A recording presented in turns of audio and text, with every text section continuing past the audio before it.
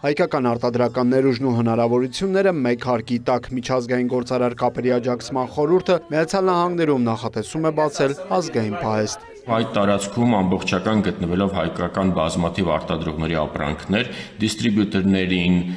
շուկայում զարգացման գործողություններով զբաղվողներին, մեծ մատակարարներին, ինչու չէ նաև փոքր գնորդներին հնարավորություն են ընձեռում արդեն մոտենալ այդ տարածքից եւ մեկ այցելության ժամանակ կարողանալ այդ տարածքից ձեռք բերել պայմանական ասած հայկական արտադրության գինի, հայկական արտադրության չիր, հայկական արտադրության այլ ապրանքներ։ Ազգային պահեստն ունենալու է նաև ցուցահանդեսային բաղադրիչ։ Կլինեն ցուցահանդեսներին մասնակցություններ եւ հետագա մեր պլաններում կա նաեւ ինքը դարձնել հրավերքի վայր, որ այլ բիզնես կազմակերպությունները կփորձեն իրենց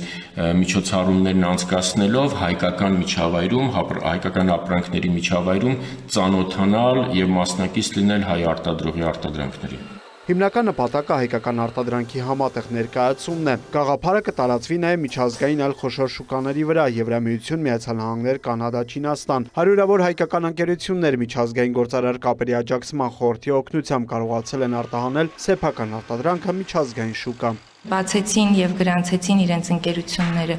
Միացյալ Նահանգների ռեգիստրում, այսինքն իրենք ունեն ֆիլիալային արդեն բիզնես գործունեություն, արտահանման խթանման հետ կապված կարևոր աշխատանքներ իրականացվեցին։ Զգալի աշխատանք է տարվել Կիպրոսի հետ առևտրատնտեսական կապերը զարգացնելու ուղղությամբ։ Կիպրոսում կազմակերպվել են բիզնես համաժողովներ, հայ արտադրողները ներկայացրել են իրենց արտադրանքը։ Կիպրոսի գործարարները եւս հետաքրքրված են բիզնես կապերի զարգացմամբ։ Առաջիկայում սպասվում է Կիպրոսի եւ կիպրահայ խոշոր գործարարների այց Հայաստան։ Կարևոր հյուր Մարկ Չենյանը, ով Միացյալ Նահանգներում բավականին լուրջ ազդեցություն ունեցող անձնավորություն է, Սթենֆորդ, Օքսֆորդ համալսարանների մակրոտնտեսության դասախոս, բիզնես խորհրդատու, միջազգային ֆոնդերի, ներդրումային ֆոնդերի աջակցող եւ կազմակերպող անձնավորություն, որը ներկա է լինելու հուլիսի 3-ին իրականացվող համաժողովին։ Խորհուրդն իրականացնում է նաև արտադրողների կարողությունների եւ ճանաչելիության բարձրացման ծրագրեր։ Բրիր Մկրտչյան, լուրեր։